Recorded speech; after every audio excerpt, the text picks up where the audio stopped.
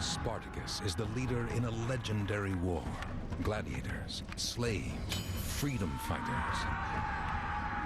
They come out of nowhere and challenge the great armies of Rome, the ancient world's greatest power, and defeat them.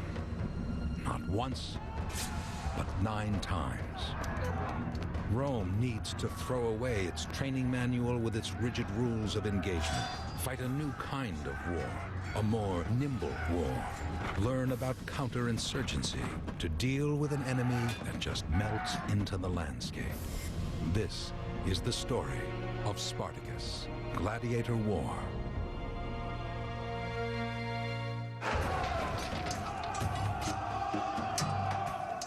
Capua, Italy, 73 BC, a breakout. A gang of 70 or more escaped gladiators, trained killers, loose in the Roman countryside.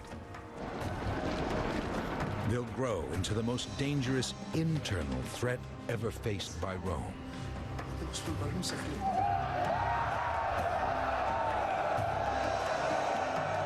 Their leader is Spartacus. His name a byword for selfless bravery in the face of unbeatable odds. Spartacus is the rebel. He is the liberator. He is the hero who fights against the empire. Gladiators are heroes to the crowd, but also reviled as outcasts, the lowest of the low. They're slaves, forced to be entertainers, trained to kill for the amusement of the crowd. They're adored by women, mobbed in the streets. Throughout Rome's conquered lands, thousands upon thousands flock to arenas to watch as trained gladiators fight each other to the death and even battle wild animals. Gladiators are relentlessly drilled in carefully planned moves, like fencers today, learning lunges, parries, fast footwork, all the moves of attack and defense.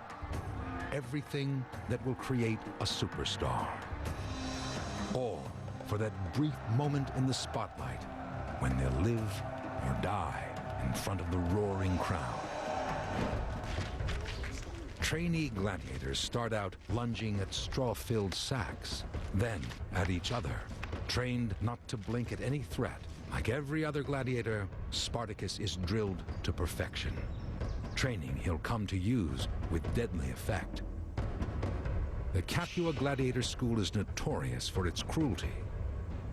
Like a prison camp, the men guarded night and day, often kept in chains, lest they fight their way out. Here, criminals condemned to death, prisoners of war, and slaves like Spartacus are beaten into professional fighting machines.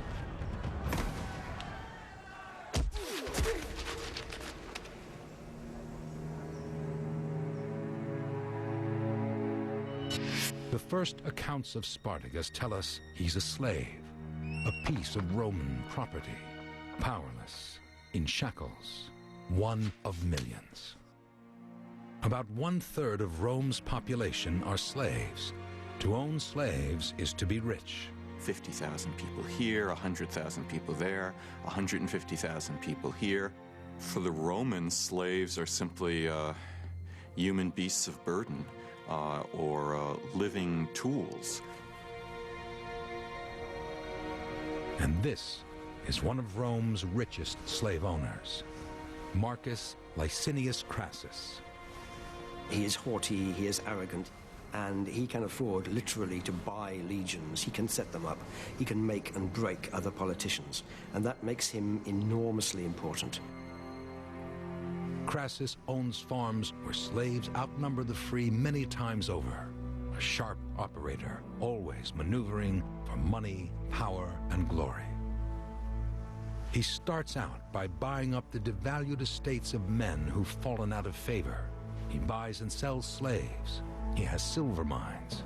He's the man Rome will ultimately turn to destroy Spartacus and his rebel army of gladiators and slaves. History tells us Spartacus was born around 100 BC in Thrace, now covered mainly by present-day Bulgaria. It's an unstable territory on the outer fringes of the Roman world, peopled by warring tribes. But Spartacus isn't born a slave. He's born free. And he'll always be driven by the dream of returning home. Once he was a Roman soldier, part of the system. He's carried the Roman shield, wielded the Roman dagger, flexed the Roman sword, fought Rome's special kind of war with its rigid rules of engagement. Many young men in lands conquered by Rome willingly fight in Rome's armies, hoping to win their freedom. Provincial troops used to defend the frontiers of a vast and unruly territory. I think he joined the army because that's what poor Thracians do. It was an opportunity for him. And because he was asked to march against his own people, he said, no, I'm not doing this, and he deserted. Desertion is the unthinkable. The Roman punishment for desertion is slavery. Spartacus and his wife are captured.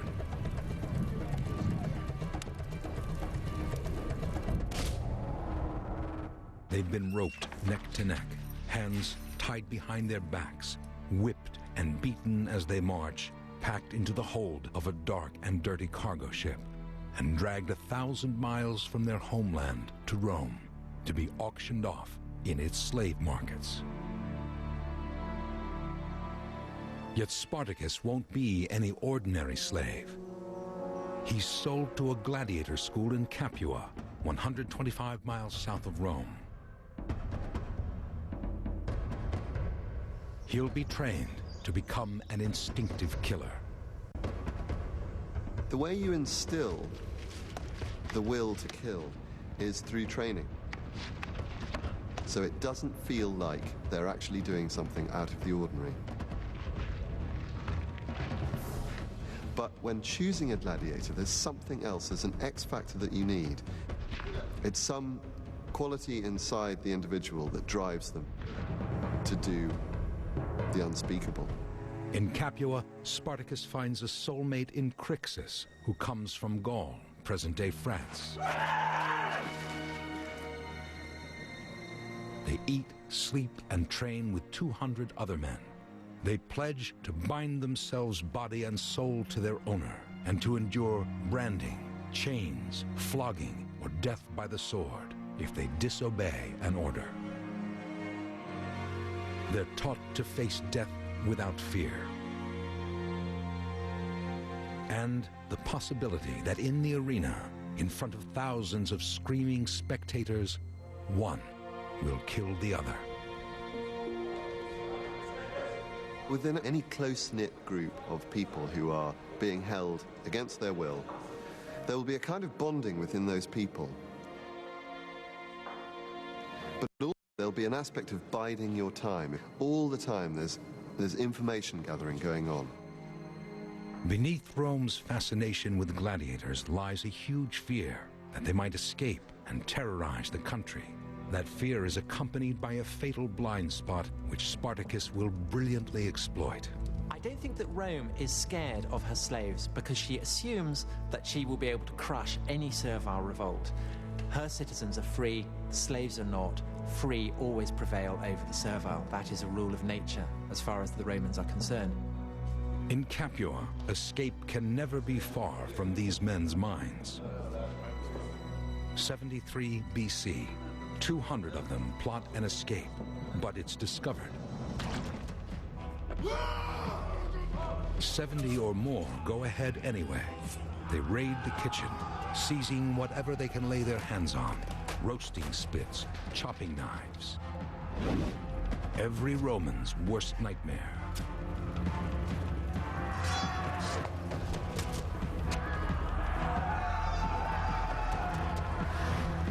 Once out, they stumble on wagons carrying weapons destined for another gladiator school. They kill the local garrison sent to stop them and commandeer their better weapons. They flee into the countryside. Word soon gets out.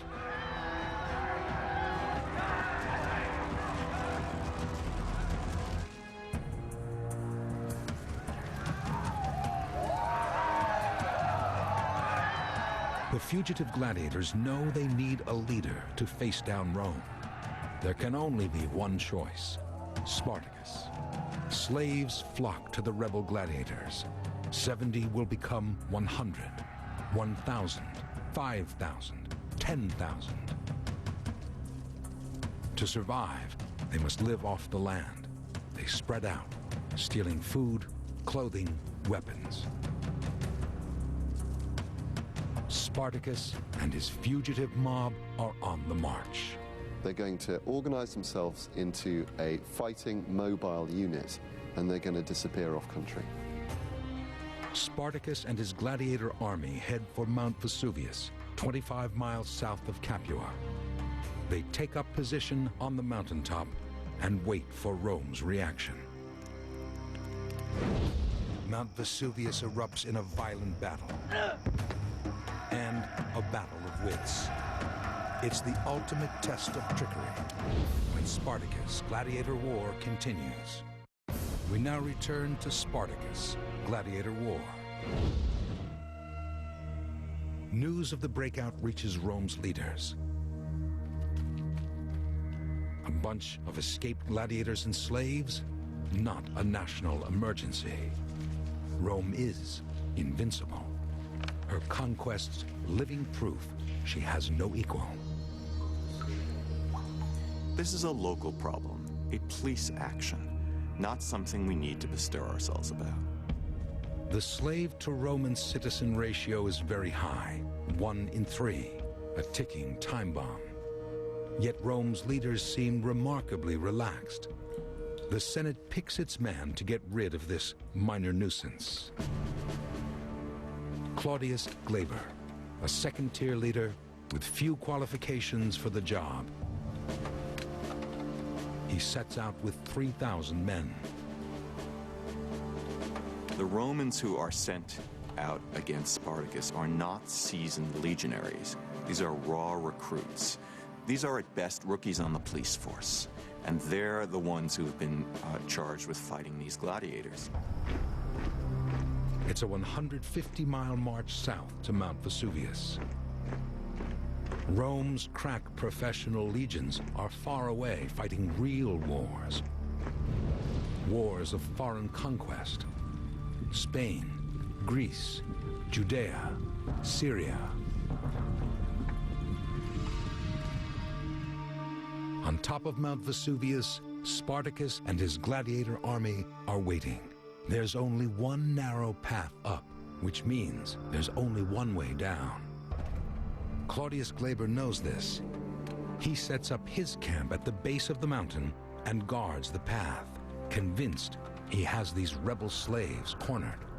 He's so confident he doesn't bother to fortify his camp. This is a major sin in Roman military thinking. But Spartacus knows there's another way down the volcano, a steep cliff to the rear of Glaber's camp. Night falls. Glaber and his troops sleep. Spartacus orders his men to weave ropes out of wild vines on the mountain. They climb down and sneak up from behind.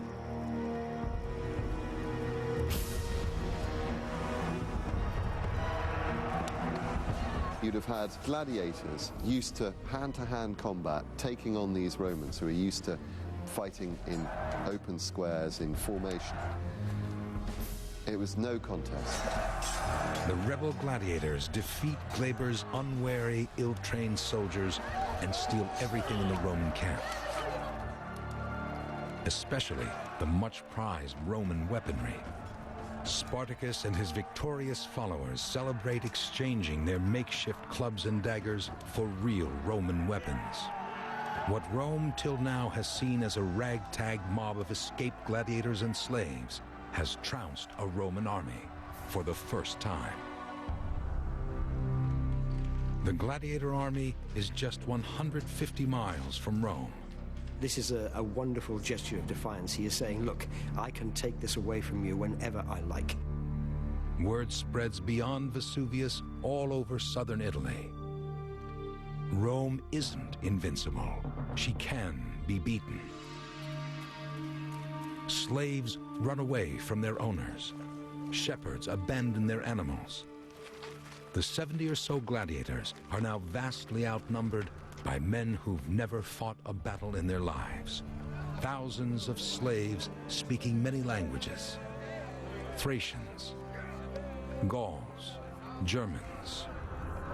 Captives taken from wherever Rome has triumphed. Like Spartacus, all exhilarated at the prospect of throwing off their chains. And they have professional warriors, gladiators, as teachers. Spartacus now leads tens of thousands of men on the run, maybe 70,000. And he's responsible for their fate. Spartacus wants to head north for the Alps. His dream is to return home to Thrace, where he was born. But he knows Rome stands in his way. Spartacus knows he'll have to outthink the Romans and outfight them. Spartacus doesn't have much choice except to fight dirty. They're going to attack when they don't expect it, where they don't expect it. But even equipped with stolen Roman weapons, Spartacus knows the only way they can defeat the world's mightiest power is to fight a hit-and-run war. They can never win facing Romans head-on. He was particularly good at what we might call today unconventional warfare, even to a certain degree, guerrilla warfare. In skirmish after skirmish, the army of gladiators and slaves faces down Rome's legions, led by the gladiator Spartacus. The Spartacus of myth is a slave who comes from nowhere. But Rome forgets he was a Roman soldier. He knows how Rome's armies fight. Well-ordered warfare with well-ordered legions facing the enemy on the battlefield. He's going to be able to understand the mentality of the Roman soldier. He's going to understand their tactics. He's going to understand their equipment. And he's going to know how to use that against them. Spartacus will fight them in a way they won't know how to counter. He can pick his battles, choose rough terrain where it's impossible to deploy large formations, spring out of nowhere, melt back into nowhere.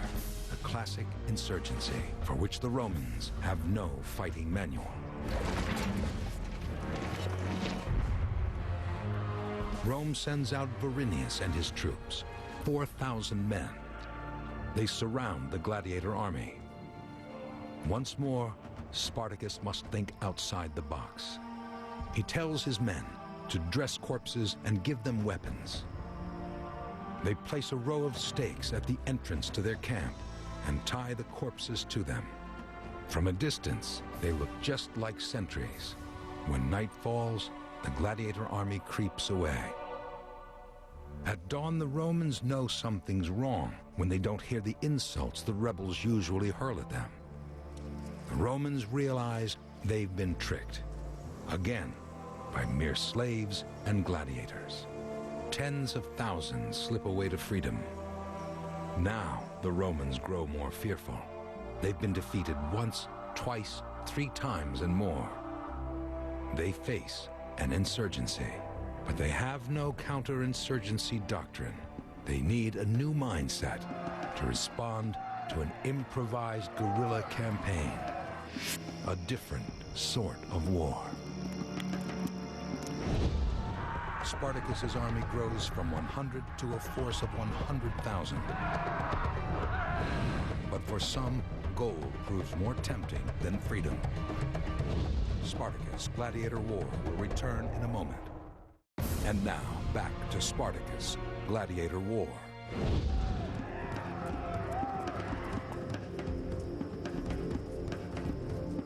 Spartacus the Gladiator and his ever-growing army of rebellious slaves are getting the better of the ancient world's greatest power, Rome. Rome's soldiers are dying, felled by Rome's lowly slaves, a humiliating death. Freedom is contagious. There have been 2 slave revolts before, in Sicily. But the Romans are still hampered by their blind spot. Crack troops aren't needed to put down slaves. Above all, the reason that generals don't come forward and say, right, let's sort this out, is that there is absolutely no honor in defeating a slave. There is honor in defeating foreign armies, that's fine. But at this stage, Spartacus is not seen anything like as that status. Rome's leaders seem to forget that there are trained gladiators among the rebels, and a leader who's fought with Rome's armies. Days turn into weeks, weeks into months. The fugitive gladiators and slaves slip away every time. Rome's armies just keep on losing. Romans run away, refuse to fight, terrified of facing trained gladiators in the field. Spartacus and his rebel army force one commander to flee the battlefield without his horse, a huge disgrace. And the commander Cosinius meets the ultimate fate. North in the Alps and beyond in Thrace, where Spartacus was born, winter is drawing in. His dream of going north and home evaporates. Thousands are still joining him. I think the motive for people joining Spartacus was the dream of freedom. Each success made that more likely. Less than 100 gladiators are now an army 100,000 strong. An army bigger than anything Rome has fielded. The gladiator army goes south to spend the winter near Thoriae.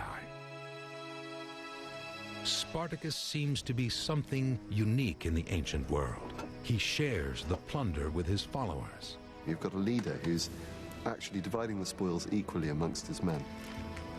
And that's really refreshing to hear that in history. And that's one of the things that's very appealing to us now, I believe. There seems to be a genuine feeling for equality about him. Spartacus isn't just a cold-blooded killing machine. He has a following the size of a small city. The larger the army, the bigger the problems of actually keeping them alive.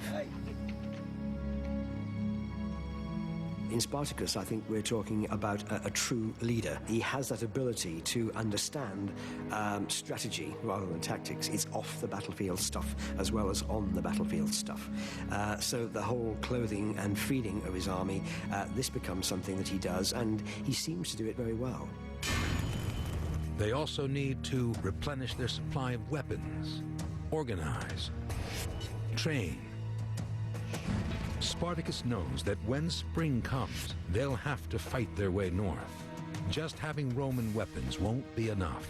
They need to learn to fight like Romans. A day will come when hit-and-run warfare will no longer be an option. I think Spartacus organizes his troops by delegation. I think he takes his core gladiators, he takes these 70 men, and he instills in them what is necessary to train the rest. I think what Spartacus is creating with his army is another Roman army, because that's all he knows. But it's still one motley army versus the world's superpower. In Spartacus's mind, somewhere he has to know that someday those veteran legions that are now in Spain and Greece and Judea and Syria are going to come back to put down this revolt, and then it will be an entirely different game. The Roman leadership may be mired in old thinking, but the time will come when they'll realize their folly. Spartacus must be ready for that time. But training creates a new problem: overconfidence. Crixus, the gladiator who's been with Spartacus since the beginning, has become a thorn in his side.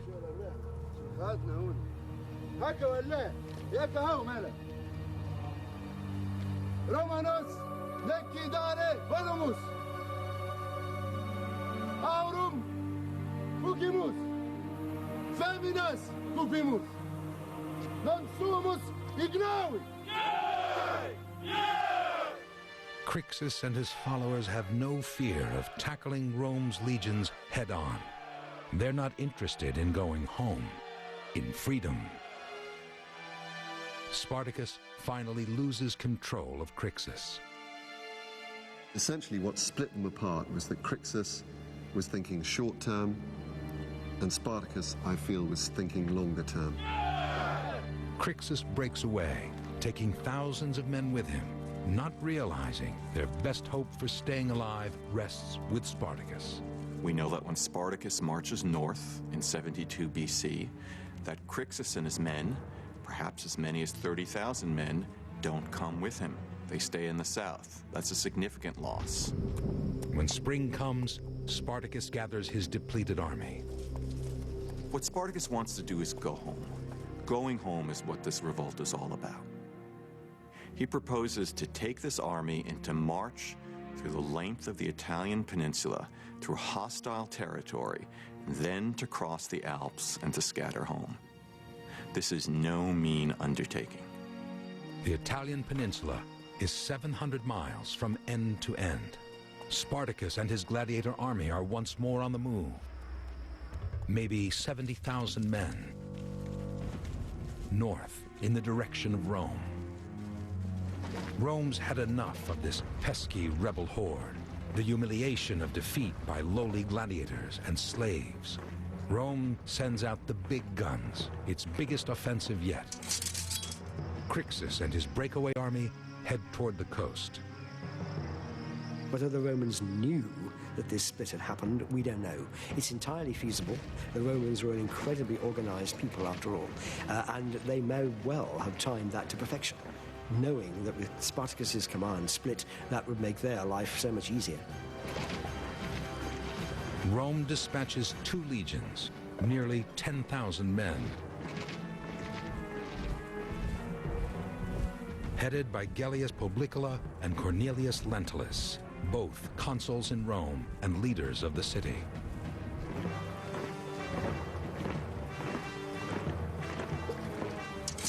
This is Spartacus's worst fear. Lentulus heads out to block Spartacus. Further south, Publicola hounds Crixus mercilessly. Crixus may be a brave warrior, but he's not a great general. He'll face well-disciplined Roman legions head-on. Publicola attacks him near Mount Garganus. Crixus doesn't stand a chance.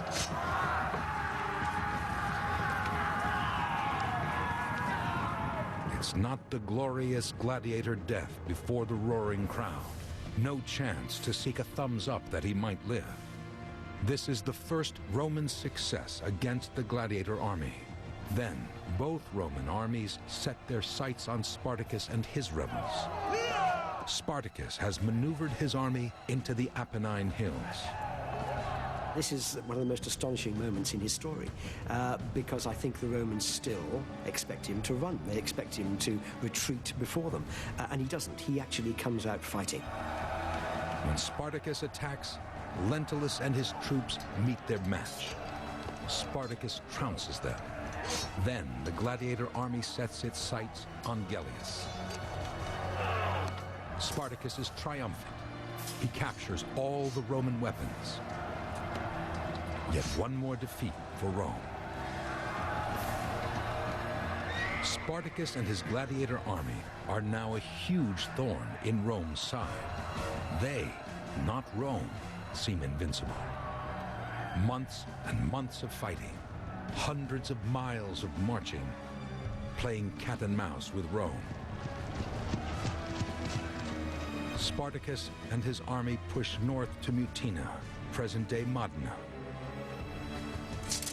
Rome's governor there is waiting with thousands of troops. He barely escapes with his life.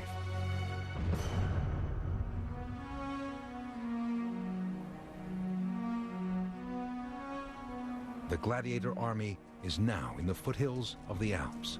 Spartacus's dream is within reach. They can almost touch freedom. Spartacus achieves the extraordinary. And the only thing standing between him and freedom are the snow-covered Alps. The split from Crixus, all the bloodshed, the months and months of hardship, they've all been about this one moment. But one great army stands between Spartacus and his dream, his own. Once again, the Gauls and Germans who've stayed with him thus far refuse to take the final step to freedom. He couldn't take the army with him. They didn't want to go. At that point, it feels like he's failing. Given the choice between freedom and plunder, his army chooses plunder, gold and women. Spartacus, the leader, not just of a rabble, not just a killing machine, not just a general, but a man who really does care about his people. And they have expectations of him. And he feels duty-bound to stay with them, to continue in that role as their leader. The die is cast. Spartacus and his gladiator army will march back south, into the mouth of the enemy, Rome. Raw cunning meets raw power, and to stay in the game, Spartacus relies on his wits and resorts to the unthinkable. When Spartacus Gladiator War returns, you're watching Spartacus Gladiator War. Late 72 BC, Spartacus and his gladiator army have spent more than a year challenging Rome. The rebel gladiator who dreams of going home to Thrace is defied by his own men. They want to stay in Italy, even at the risk of facing Rome head-on. Ever loyal to his followers, once more, Spartacus will march his army back south through Italy, putting them on a collision course with the greatest power on earth. South lies Rome. At the point where Spartacus is persuaded to return back into Italy, I think there's an air of inevitability about his failure. He was going back into the lion's mouth, and I think there was an air of doom about what was about to happen. The Roman Senate is horrified at the unending string of defeats it has suffered at the hands of Spartacus and his rebel army. Mere slaves and gladiators. How can the most powerful army in the world, with the best soldiers in the world, not defeat a rabble? Rome is at long last hit by a massive wave of fear. The gladiator army is on its way. Maybe 100,000 men, armed with Roman weapons, but not fighting the Roman way. The Senate appoints Marcus Licinius Crassus to lead its largest force yet against Spartacus, with legions that can conquer whole countries. His moment has come. Crassus isn't a fabled general, but he's rich and hugely ambitious. Crassus is hailed by those who know him as the most intimidating, the most powerful man in Rome. And almost everything that is written about him testifies to, if not his charisma, then his menacing and intimidating allure. For one of Rome's wealthiest citizens, this is a chance for glory. He knows that for the man who saves Rome, there will be honor and status. He once declared, a man isn't truly wealthy unless he can buy his own army. The Senate gives him the 4 legions that have already been in the field. He pays for another 6 out of his own pocket. Nearly 40,000 experienced soldiers. Spartacus and Crassus couldn't be more different. Spartacus has a humanitarian streak that shines out through history at us, whereas Crassus was self-serving, an aristocrat, incredibly wealthy, and a bully. Rome has no idea what Spartacus's intentions are. Attack Rome? The rebel army is on its way south, but its goal isn't Rome. It never has been. Spartacus has a new plan up his sleeve. Crassus's legions must pursue an enemy constantly on the move, Spartacus still knows that all-out confrontation means instant death. Crassus takes a bet on the slaves turning tail as soon as he appears. He sends most of his men to block their escape route and sends his lieutenant Mummius with 2 legions to drive the slaves into his trap. He explicitly instructs Mummius not to fight a pitched battle, but Mummius ignores him. Many of his men throw away their weapons in a mad dash to escape. This gives Spartacus and his gladiator army time to move yet further south. He knows they're on the ropes. Spartacus's goal is Sicily. The only viable alternative I feel he's got at this point is to establish themselves somewhere in Italy where they remain as one. Sicily is bandit country, a permanent hotbed of slave discontent. There have already been 2 rebellions there. I get the impression that whatever plan Spartacus may have in mind, that this is the last throw of the dice here. He actually has nowhere else to go. There is an element of desperation in it. When the rebel army reaches the coast, Spartacus falls in with some pirates. He wants to cross the 2-mile strait and land 2,000 men in Sicily. Start another slave revolt.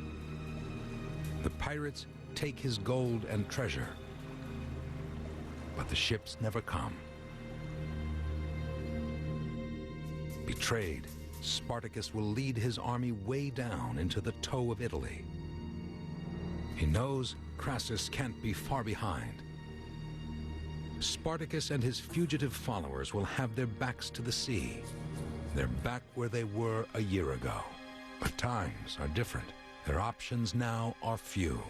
Crassus has them cornered. He's showing that he's got the time, he's got the manpower, he's got the money to contain this man until he's going to kill him. Spartacus has met his match.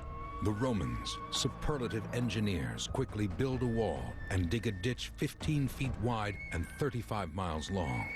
A colossal undertaking. Crassus has the gladiator army trapped like rats. The wall in front, sea to the left and right of them. The 2 armies face each other across a no man's land.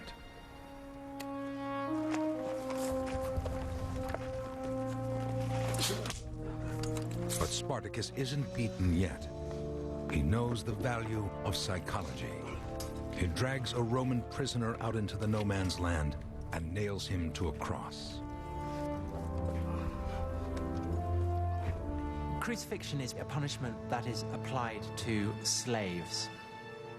Roman citizens are not crucified, and on the very, very rare occasions where we do hear of it happening, it is scandalous and shocking. So Spartacus is deliberately humiliating Rome by crucifying one of her soldiers, one of her citizens.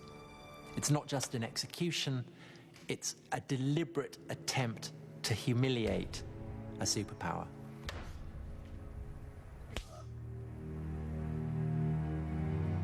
And it's a final rallying cry for his followers. What this is a moment of utter defiance. Spartacus, I think, was almost certainly outnumbered by now. I think he knows that he can't win. It's only a matter of time. We're talking days, weeks at most. Somehow he has to break through those defenses. But he just wants to show his total contempt of the military machine that he's facing. Despite the terrifying odds, Spartacus hasn't lost his smarts. He waits for a stormy night and orders his troops to bridge the ditch with branches and dirt. A third of his army crosses before Crassus realizes.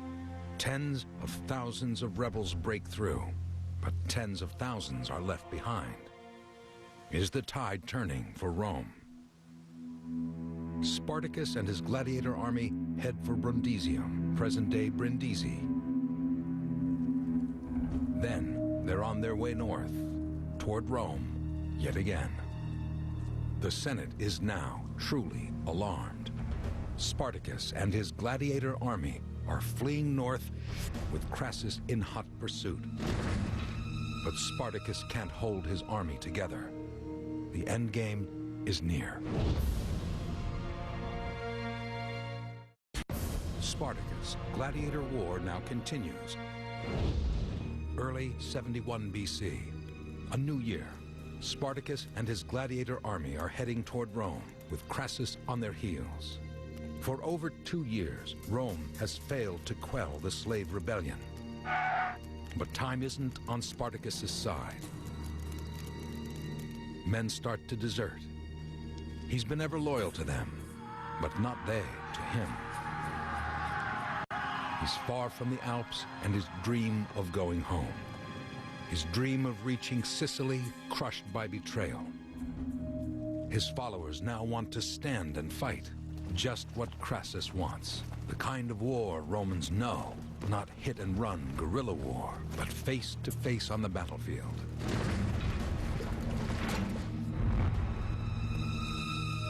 Spartacus must now fight on Rome's terms, not Rome on his. Spartacus the gladiator is trained to fight to victory or to death. He knows how to face death with courage. There will be no surrender. The gladiator army has ranged the length and breadth of Italy, sowing terror in Rome's world. Now it must prepare for victory or annihilation. Maybe 80,000 rebels versus 8 Roman legions, and at their head, Spartacus. They're near the river Salaris, not far from Capua, where the gladiator revolt started. Spartacus takes his horse, draws out his sword, and kills it, saying, "If we win, I'll have many horses to choose from. If we lose, I won't need one."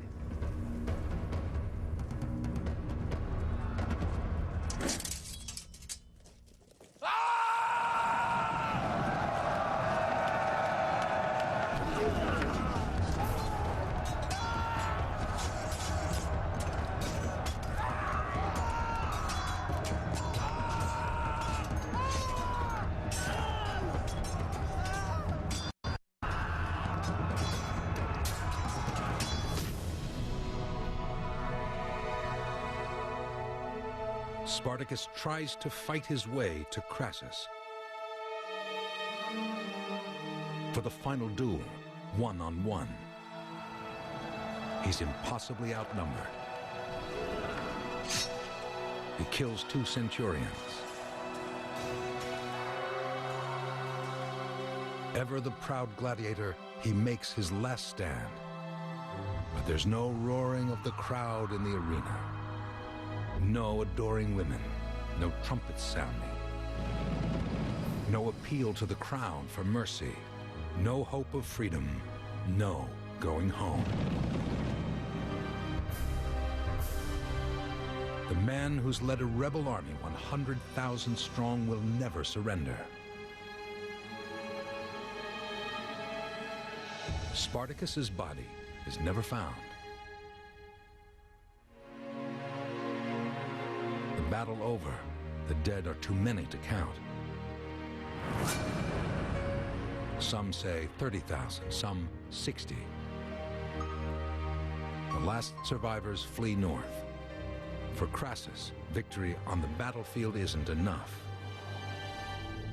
He crucifies his slave prisoners, all 6,000 of them. They're strung up along Rome's most important highway, the Appian Way, between Capua and Rome, 125 miles. Left for the vultures, the most dishonorable death imaginable. A warning to all would-be rebels. Crassus wins the battle, but in a certain sense, Spartacus wins the war, because Spartacus is our hero today. We've all heard of Spartacus. He is a legend, whereas Crassus is most definitely an also-ran. Never again can Romans trust their slaves. In times of social unrest, gladiators are deported from Rome and other cities for fear they might rebel again. Spartacus is a great man. I can't think of any other way to put it. He is a leader for his own time and a leader for all times. The enemy within is more threatening than the enemy without.